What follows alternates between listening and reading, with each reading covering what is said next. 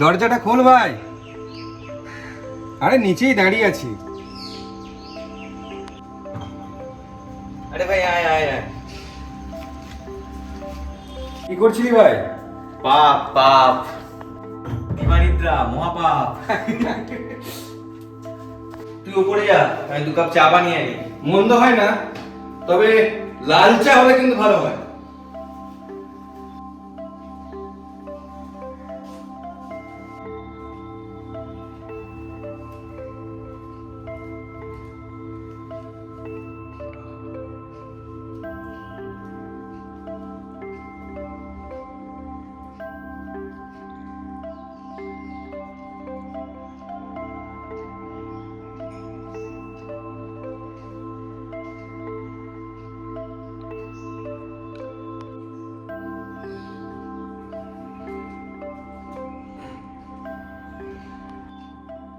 এটা বাজাস এখনো রোজ?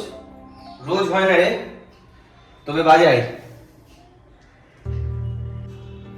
বাহ রে, আমি তো আর টাচেই থাকলাম না। তোর মধ্যে যদি গাইতে পারতাম। আর গান শুনলাম তুই নাকি প্রেম করছিস। আমি? কার সাথে? কার সাথে?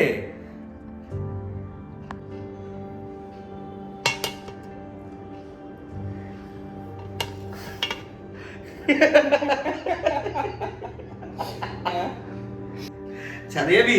হ্যাঁ, গত বছর যাইনি ভাই। চল চল।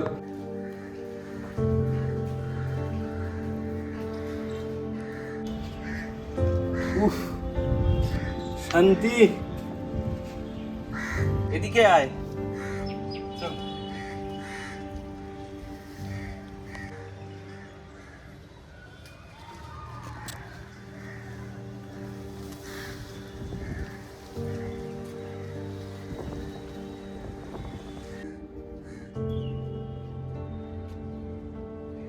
সময় বহিয়া যায় নদীর স্রোতের প্রায়।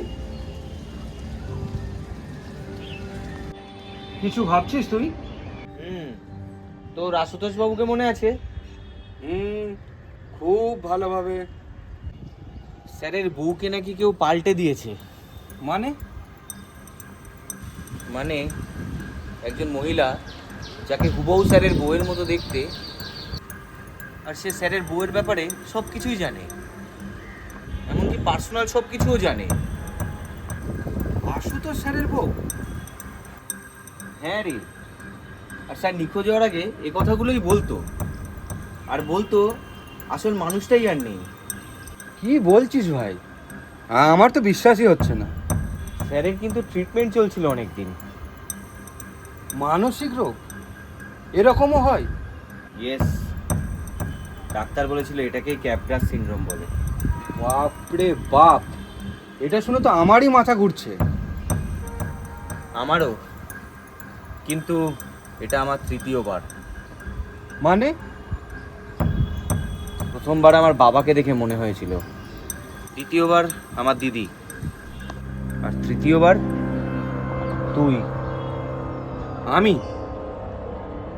হ্যাঁ তুই, তুই অন্য কেউ, এই মুসুর খোলস পড়ে আছিস।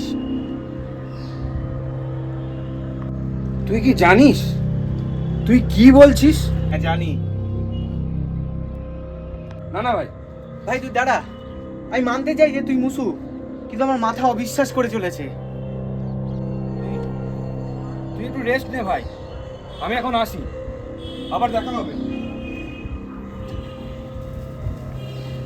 মুসু, মুসু, মুসু।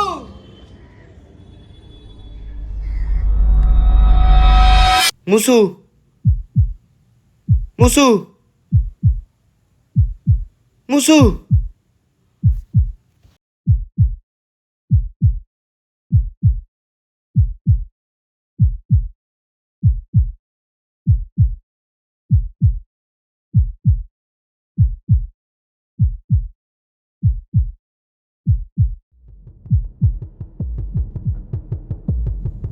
কখনো কখনো মানুষকে নয়, নিজের মস্তিষ্ককে বিশ্বাস করাটাই সবচেয়ে কঠিন হয়ে দাঁড়ায়।